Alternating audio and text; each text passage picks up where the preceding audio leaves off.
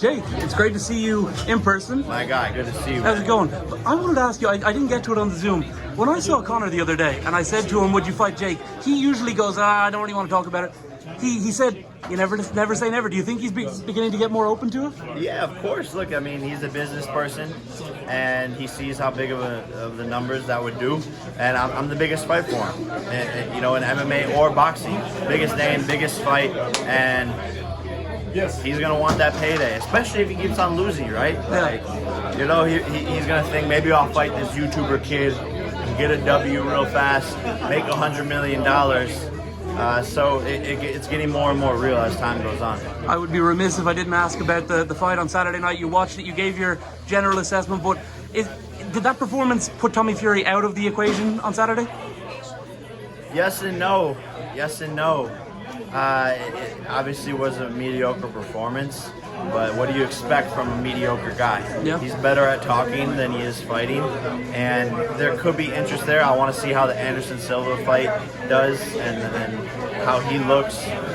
There's other talks with Mike Tyson, other names, you know, underneath the table. So really, we're just looking for the best opportunity. And for me, Tommy's an easy fight.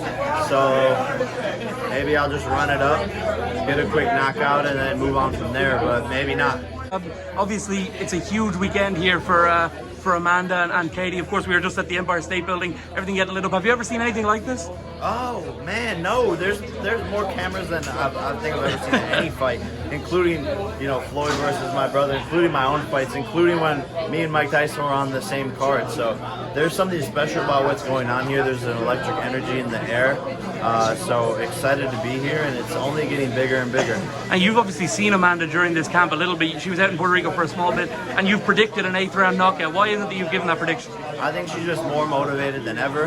She's coming into her prime. I think this would be the best performance that she may ever have, period, throughout her whole entire career.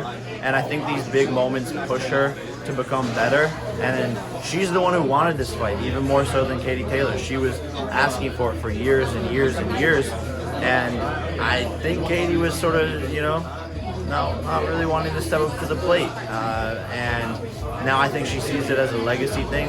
So Amanda's more hungry. And I think you saw that too, where she wanted to do the 3-minute rounds and 12 rounds instead, but Katie Taylor denied it. So Amanda's been a 7-figure fighter for a while in the fans' eyes, but of course, for some reason, the promoters weren't necessarily going for it. Do you remember a figure that she told you that made you go, what is happening here?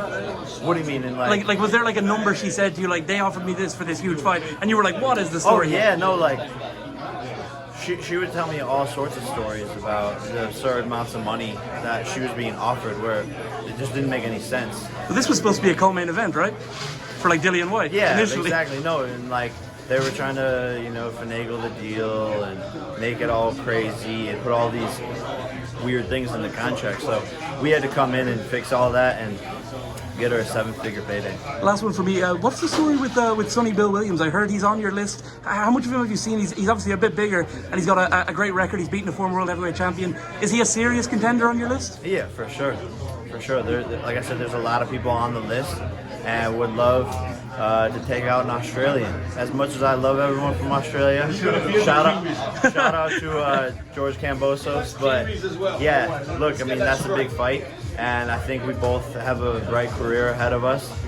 So at some point, I do see us getting in the ring together and handling it. Thank you so much, Jake. Thank you. By the way, were you proud of Tommy's trash talk? Bro, the audio cut out like during his clip there. I don't know. He's all right. Thank you.